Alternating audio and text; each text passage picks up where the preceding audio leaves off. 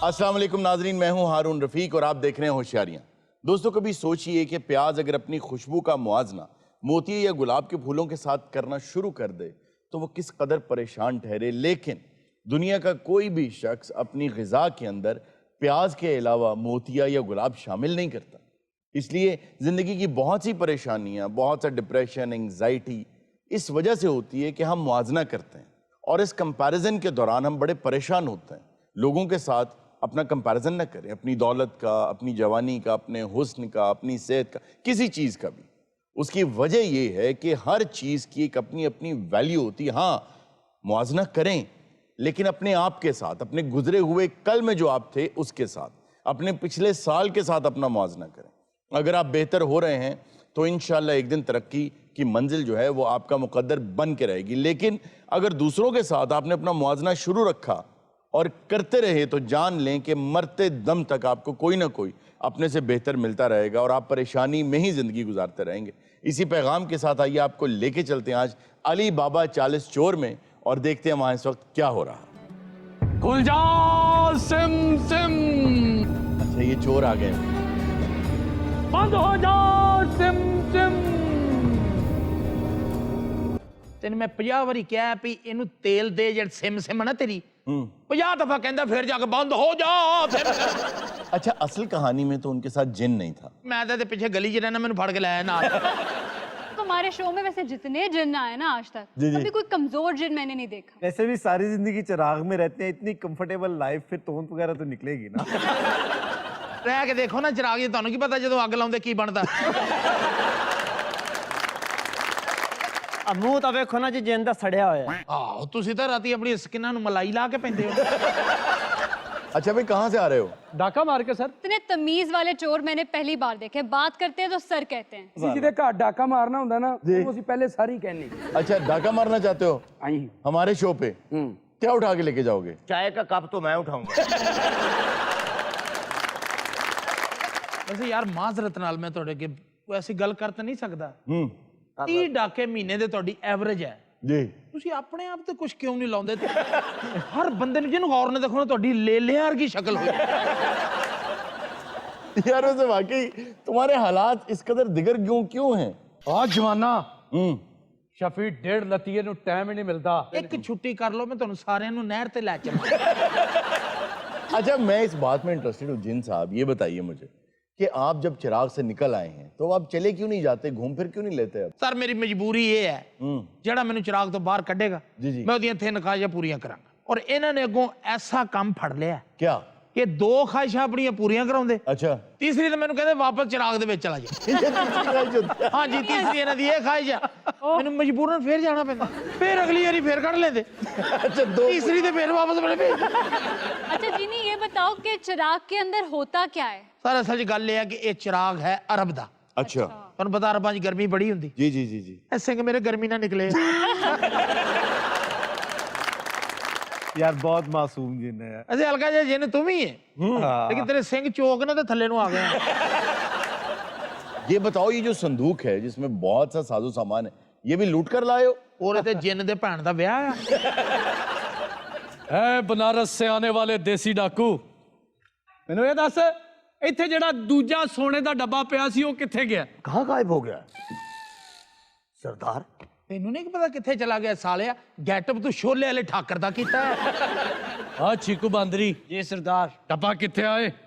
सरदार तेन पता है असी तेरे वफादार हैं, दगाबाज नहीं। मैनू नहीं डब्बे दा पता। चलो, किसे नु नहीं पता कि डब्बा कित्थे है? नहीं सरदार, हमें नहीं मालूम। नहीं सरदार, सानू नहीं पता। सरदार कोई नहीं, एदा हल भी सरदार को है। खुल जाओ सिम सिम, खुल जाओ सिम सिम।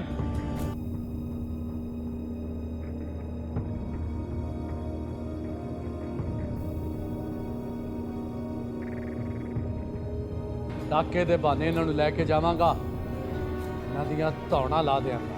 मेरी आखिरी ख्वाहिश तो दसो ना जी।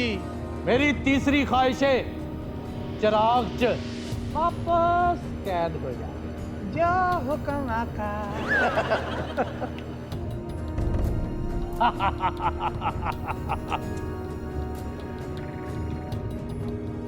बंद हो जाओ सिम सिम।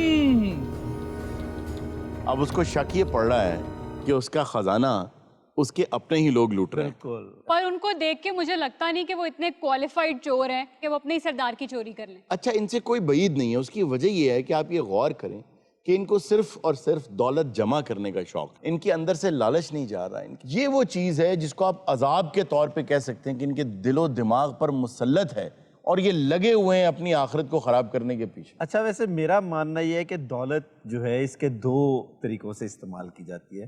कई लोग दौलत कमा के उसको खर्च करते हैं, लेकिन कई लोगों को सिर्फ और सिर्फ दौलत इकट्ठी करने का शौक होता है। देखिए, दौलत का जो इर्तिकाज़ है ना, ये भी अच्छी बात नहीं है। इसको भी मायूब समझा गया है और ये भी कहा गया है कि खर्च करो। आप कोई महंगी चीज़ भी अगर ख़रीदते हैं तो उस महंगी चीज़ को बनाने में, उसको लाद कर लाने में, उसमें बहुत से ऐसे लोग शामिल होते हैं जो गरीब गुरबा होते हैं, जिनको ज़रूरत होती है मेहनत की, उनको मौक़े चाहिए। तो ज़रूरी नहीं है कि आप महंगी चीज़ ना ख़रीदें जी।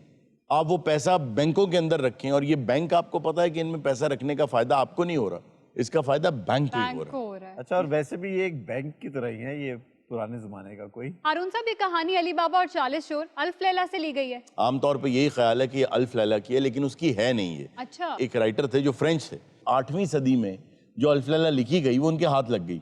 वो अरबी में थी, उसको उन्होंने फ्रेंच में और फिर इंग्लिश में उसका तर्जुमा हुआ। उसके अंदर उन्होंने ये अली बाबा 40 चोर जो है वो ऐड की। ये अलग से एक और लेजेंड थी। खुल जा सिम सिम,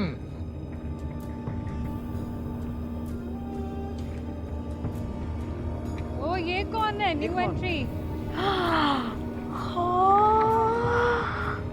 किस चीज में हाथ ना लाना। क्यों? बंद हो जा सिम सिम, बंद हो जा सिम सिम, बंद हो जा सिम सिम। ये हैकर करनी पैंदी। ਓਏ ਇੱਧਰ ਤੇ ਦੇਖੋ, ਓਏ ਵੇਖੋ ਕਿੰਨਾ ਸੋਹਣਾ ਤੈਨੂੰ ਰੱਬ ਨੇ ਬਣਾਇਆ, ਦਿਲ ਕਰੇ ਵੇਚਦਾ ਰਵਾਂ। ਓਏ ਆ ਵੀ ਦੇਖੋ, ਆ ਵੀ ਓਏ ਹੋਏ ਹੋਏ शर्फिया, ਸ਼ਰਫੀਆਂ। आप कौन है भाई? ਕੌਣ ਹੋ? ਉਹ ਤੁਸੀਂ ਸਾਡੇ ਤੋਂ ਪਹਿਲੇ ਚੋਰ ਬੜੇ ਇੱਥੇ।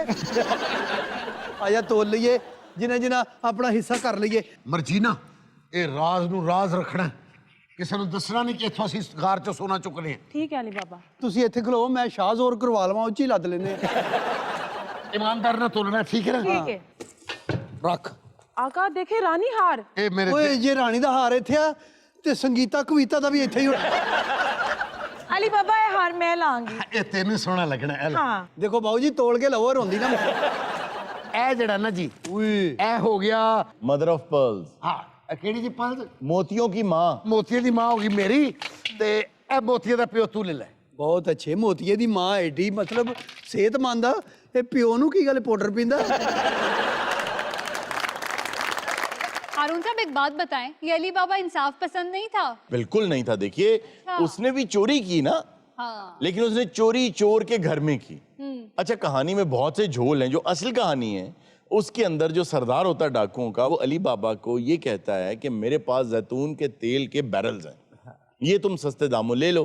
वो उसके घर में रखवा देता है। जब वो उसके घर में रखवाता है तो रात को मर्जीना खाना बना रही होती है तो तेल कम पड़ जाता है, तो कहती है मैं किसी मटके में से ले लेती हूँ। वो जब जाती है बैरल्स के पास तो उन मटकों में से आवाज़ें सुन लेती है। उसको पता चल जाता है कि इसके अंदर डाकू हैं। अब वो करती क्या है कि वो घर में से तेल लेके गर्म करके 40 के 40 कटोरों में डालती है और उनको झुलसा के मार देती है। सवाल ये है कि इन द फर्स्ट प्लेस वो तो उठी इसलिए थी कि तेल नहीं है, हाँ। तो 40 मटकों को भरने जितना। कहाँ से आया? जी एग्जैक्टली। इस हिसाब से मर्जीना के पास पूरा एक पेट्रोल पंप होना चाहिए।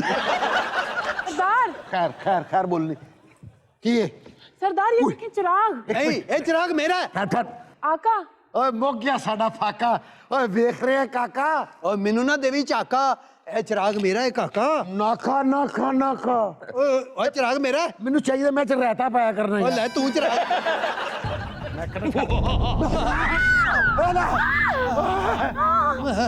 ਉਹ ਜਿਹੜੀ ਕੁੜੀ ਦਾ ਜ਼ੇਵਰ ਉਹਦਾ ਪਿਓ ਆ ਗਿਆ ਜੀ।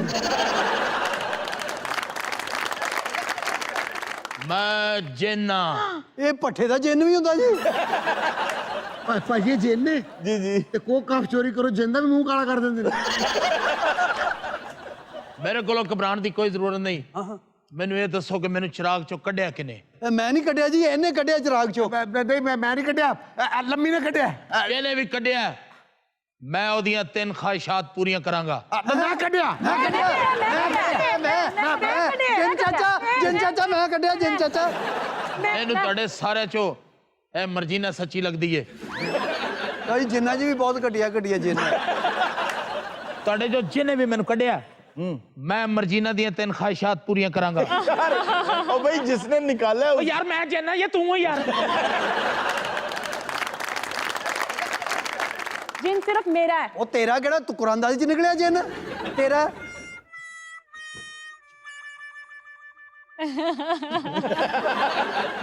ਜਿੰਨ ਪੱਠੇ ਦਾ ਕੰਮ ਕਰਦਾ ਨਾ ਅਜੇ ਸਾਲਾ ਚਿਰਾਗ ਚੋਂ ਨਿਕਲਿਆ ਜੇ ਪਰਾਡੋ ਚੋਂ ਨਿਕਲਿਆ ਹੋਵੇ ਕੀ ਕਰੇ ਓਏ ਅੱਜ ਕੱਲ ਦੇ ਜਿੰਨ ਠੀਕ ਨਹੀਂ ਇਹ ਚਾਈਨਾ ਦਾ ਜਿੰਨ ਆ ਇਹਦੀ ਗਾਰੰਟੀ ਕੋਈ ਨਹੀਂ ਮਰਜ਼ੀਨਾ ਸਬਰ ਕਰ ਜਾ ਸਾਨੂੰ ਕੋਕ ਆਫ ਤੋਂ ਅੱਗੇ ਪਿੱਛੇ ਦਾ ਪਤਾ ਕਰਾ ਲੈਣ ਦੇ इनकी बातें छोड़ें आप अंकल। ਅੱਛਾ ਦੱਸੋ ਵੀ ਤੁਹਾਡੀ ਕੀ ਖਾਹਿਸ਼ ਹੈ ਉਹ ਮਰਜੀਨਾ ਦੀ ਗੱਲ ਸੁਣ ਨਹੀਂ ਨਹੀਂ ਉਹ ਤਾਂ ਬਕਵਾਸ ਕਰ ਰਹੀ ਹੈ ਪਹਿਲੇ ਤੂੰ ਦੱਸਣਾ ਤੂੰ ਰਹਿਣਾ ਕਿਹਦੇ ਕੋਲੇ ਤੂੰ ਮੇਰੇ ਕੋਲ ਰਹੇਗਾ ਨਹੀਂ ਤੂੰ ਮੇਰਾ ਗੁਲਾਮ ਬਣ ਕੇ ਰਹੇਗਾ ਤੂੰ ਮੇਰਾ ਗੁਲਾਮ ਬਣ ਕੇ ਰਹੇਗਾ तेरा गुलाम क्यों बनेगा मेरा गुलाम बनेगा क्योंकि मैं रगड़ के बाहर कटे मेरे पास एक आइडिया है जी आप टॉस कर लें। ਹਾਂ ਟੌਸ ਕਰ ਲਓ ਪਹਿਲੇ ਬੈਟਿੰਗ ਕਿਹਨੇ ਕਰਨੀ ਇਹ ਬਿਲਕੁਲ ਗੱਲ ਤੂੰ ਠੀਕ ਕੀਤੀ ਹੈ ਦੱਸ ਵੀ ਕੌਣ ਜਿੱਤਿਆ मैं तो कुछ मंगे ही नहीं पहले कासम हाँ मेरा गुलाम है मैं भी एक फैसला करना है की? ओए जिन बादशाह 3 दिन ਇਹਦਾ ਗੁਲਾਮ 3 ਦਿਨ ਮੇਰਾ ਹਫਤੇ 7 ਦਿਨ ਹੁੰਦੇ ਨੇ ਇੱਕ ਦਿਨ ਨਹਾ ਧੋ कासम इस तो पहले कि वो डाकू आ जान ए समान किधरे बिल्ले ला लिए ਇਹਦਾ ਫੈਸਲਾ ਅਸੀਂ ਬਾਅਦ ਚ ਕਰ ਲਾਂਗੇ ਕਿਉਂਕਿ ਇਹਦੀ ਜਾਨ ਤੇ ਮੇਰੇ ਹੱਥ 'ਚ ना करो ਚਲੋ ਚੁੱਕੋ ਸੁਣਾ ਅਸ਼ਰਫੀਆਂ ਆਪਣਾ ਇਹ ਮੈਂ ਦਰਵਾਜ਼ਾ ਖੋਲਣਾ ਆਪਣਾ ਉਹ ਕਹਿਣਾ ਕੀ ਸੀ ਦਾ ਖੁੱਲ ਜਾ ਖੁੱਲ ਜਾ ਚਮਚਮ ਖੁੱਲ ਜਾ ਮੇਰੀ ਭੈਣ ਖੁੱਲ ਜਾ बाबा याद करना। ਠਹਿਰ ਜਾ ਮੈਂ ਬਾਬਾ ਉਹਦੇ ਬਾਬੇ ਨੂੰ ਕਿਹੜੀ ਯਾਦ ਰਹਿੰਦੇ ਓਏ ਅਸੀਂ ਤੇ ਪਹਿਲੀ ਵਾਰੀ ਤੇਰੇ ਨਾਲ ਆਇਆ ਉਹ ਕੀ ਕਹੀਦਾ ਯਾਰ ਤੁਹਾਨੂੰ ਮੈਂ ਕਿਹਾ ਸੀ ਇਹ ਗੱਲ ਯਾਦ ਰੱਖਣਾ ਕਿ ਬਾਹਰ ਨਿਕਲਣ ਵਾਲੀ ਗੱਲ ਇਹਨੂੰ ਪਾ ਯਾਦ ਹੈਗਾ ਮੇਰਾ ਪਾੜਾ ਜਿੰਨ ਮੇਰਾ ਫੁਆਦ ਖਾਨ ਜਿੰਨ ਨਹੀਂ ਮੇਰਾ ਮੁਹੰਮਦ ਰਾਣਾ ਨਹੀਂ ਮੇਰਾ ਸ਼ਾਨ ਨਹੀਂ ਤੈਨੂੰ ਜਾਦੀਆਂ ਇਹ ਦੀਵਾ ਵੀ ਤੇਰਾ ਤੂੰ ਅਸੀਂ ਵੀ ਤੇਰੇ ਇਹ ਬਾਹਰ ਜਾਣਾ ਤੇ ਕੀ ਕਹਿਣਾ ਬਤਾ ਇਹ ਮੈਨੂੰ ਇਹ ਸਾਰਾ ਕੁਝ ਆਉਂਦਾ ਹੁੰਦਾ ਤੇ ਮੈਂ ਇਸ ਚਿਰਾਗ 'ਚ ਰਹਿੰਦਾ ਓਏ ਉਹ ਮੇਰਾ ਸਾਹ ਘੁੱਟ ਰਿਹਾ अरे उन पखा करी यार चोरों का सामान चोरी करने आए थे इनका यही अंजाम होना था भाई तुम तो 200 साल पुरानी गल्लां याद है तुम तो याद ही होएगा की कहना भाई भैन नहीं तेन मैं ज्वेलरी देंगा खोल दे लालच एक औरत होने के नाते बता दो। अल्लाह ये लोग तो इमोशनली ब्लैकमेल पहले ये वादा करो कि मैं अगर आपको वो मंत्र बता दूंगा दरवाजा खोलने तो चोरी से भी तौबा कर लोगे ठीक है हाँ तो इनका ये सामान उन्हें वापस पहुंचाओगे अच्छा इस जिन को भी आजाद कर दोगे नहीं नहीं मैं इन्होंने माफ किया क्यों मेरा सामान इन्होंने मैंने दे दिया अच्छा बात सुनो बाहर जाकर हवालदारों के हवाले करोगे इन चोरों को चलो ठीक है यहाँ कहना है खुल जा सिम सिम खुल गया। किधर चाचा लंगड़ियाल तू किधर ਉਹ ਬੱਚੀਆਂ ਕਹਿੰਦੀਆਂ ਸੀ ਅਸੀਂ ਕਦੀ ਡਾਕੂ ਨਹੀਂ ਵੇਖਿਆ सरदार इन्होंने ये गर्दना ला दे नहीं इन्होंने मेरे को लुकाया सामान मेरी तलवार कर से तो खून मंग रही सी ਭਾਈ ਅਗਲੇ ਮਹੀਨੇ ਵੱਡੀ ਈਦ ਜਿੰਨਾ ਮਰਜ਼ੀ ਪਿਆ ਦੇਣਾ आज शफी 1.5 लतिये नु बहुत सुकून आएगा लगता कोई स्पेशल मालशिया बुलवा रहा है आए जिन्ना डर तो ये उम्मीद नहीं सी कि तू भी इन्हां दे नाल रल जाएगा नहीं नहीं सरदार मैं तो इन्हों को बरामद किया ਇਹਦਾ ਮਤਲਬ ਹੈ ਸੋਨਾ ਤੁਸੀਂ ਚੋਰੀ ਕਰਦੇ ਸੀ नहीं जी मैं पहली बारी आया ਆ ਬਸ ਮੈਂ ਵੀ ਆਪਣੇ ਸਾਥੀਆਂ ਨੂੰ ਬੇਗੁਨਾਹ ਕਤਲ ਕਰ ਦਿੱਤਾ ओ सब मार दिए आपने ਉਹਨਾਂ ਦੀਆਂ ਗਰਦਨਾਂ ਲਾਤੀਆਂ ਜੀ ਹਾਏ ਤੇ ਗਰਦਨ ਤੋਂ ਬਗੈਰ ਕਿਹਨੇ ਦਾ ਵੇਚਣਾ ਜੇ ਡਾਕੂ ਸਾਹਿਬ ਇਹ ਤੁਸੀਂ ਇੰਨਾ ਵੱਡਾ ਜ਼ੇਵਰ ਹੀ ਕਿਉਂ ਇਕੱਠਾ ਕੀਤਾ ਹੈ? ਓਏ ਕੀ ਪੁੱਛ ਲਈ ਮੈਂ ਪੁੱਛਿਆ ਕਿ ਤੁਸੀਂ ਸਿਰਫ ਜ਼ੇਵਰ ਹੀ ਇਕੱਠਾ ਕਰ ਤੇ ਉਹਨੂੰ ਵੀ ਪਤਾ ਹੈ ਤੇ ਆਤਨ ਕਹੀਦਾ ਹੁੰਦਾ ਕੀ ਪੁੱਛ ਲਿਆ ਕੀ ਡਾਕੂ ਦੀ ਵੀ ਇੱਕ ਮਜਬੂਰੀ ਹੈ क्या मजबूरी है डाकू की डाकू दी एक छोटी भैन है अच्छा डाकू उन बड़ी इज्जत नाल विआहना चाहता है अच्छा ਅਸੀਂ ਇੱਜ਼ਤਦਾਰ ਡਾਕੂ ਹਾਂ ਲੱਗਦਾ ਹੈ ਕੋਈ ਮੁੰਡੇ ਵਾਲਿਆਂ ਨੇ ਵੱਡਾ ਹੀ ਟਾਰਗੇਟ ਦਿੱਤਾ ਜਹੇਜ਼ ਦਾ ਡਾਕੂ ਨੇ ਭੈਣ ਲਈ ਜਹੇਜ਼ ਇਕੱਠਾ ਕਰਦਾ ਰਿਹਾ, ਆਪਣੇ ਵਾਲ ਨਹੀਂ ਕਟਵਾਏ। ਇਹ ਆਪਣੀ ਮਰਜ਼ੀ ਨਾਲ ਇਕੱਠਾ ਕਰ ਰਿਹਾ ਹੈ, ਮੇਰੀ ਤਾਂ ਕੋਈ ਡਿਮਾਂਡ ਨਹੀਂ। आप जहेज की खातिर इतने डाके डाल रहे हैं? हाँ ਲਾਨਤ ਭੇਜਣਾ ਮੈਂ ਇਸ ਜਹੇਜ਼ ਤੇ। ਮੈਂ ਤੇ ਇਹਨੂੰ ਬੇਸ਼ੁਮਾਰ ਦਫਾ ਕਹਿ ਚੁੱਕਾ क्या? ਕਿ ਉਹਨੂੰ ਮੇਰੇ ਨਾਲ ਵਿਆਹ ਦੇ। ਤੂੰ ਕਰੇਂਗਾ ਮੇਰੀ ਭੈਣ ਨਾਲ ਵਿਆਹ? ਉਹ ਡਾਕੂ ਇੰਨਾ ਖੁਸ਼ ਨਾ ਹੋ, ਕੋ ਕਾ ਬੜੀ ਦੂਰੀ ਤੇ ਬੱਸਾਂ ਦੇ ਕਿਰਾਏ ਬਹੁਤ ਹੋ ਗਏ ਨੇ। ਸੋਚ ਲੈ ਡਾਕੂਆ, ਭੈਣ ਨੂੰ ਈਦ ਦੇਣਗੇ, ਕੰਗਾਲ ਹੋ ਜਾਏਗੀ। ਹਾਂ ਹਾਂ ਮੈਂ ਜ਼ਰੂਰ ਕਰਾਂਗਾ। ਮੈਨੂੰ ਪਤਾ ਤੁਸੀਂ ਦੋਵੇਂ ਬੜੀ ਖੁਸ਼ਗਵਾਰ ਜ਼ਿੰਦਗੀ ਗੁਜ਼ਾਰੋਗੇ। ਐ ਵੇਖ, ਐ ਵੇਖ, ਐ ਵੇਖ ਮੇਰੀ ਭੈਣ ਦੀ ਤਸਵੀਰ। ਡਾਕੇ ਹੀ ਮਾਰੀ ਜਾ। नाज़रीन, वक्त हुआ एक छोटे से ब्रेक का, कहीं मत जाइएगा, अभी मिलते हैं ब्रेक के बाद।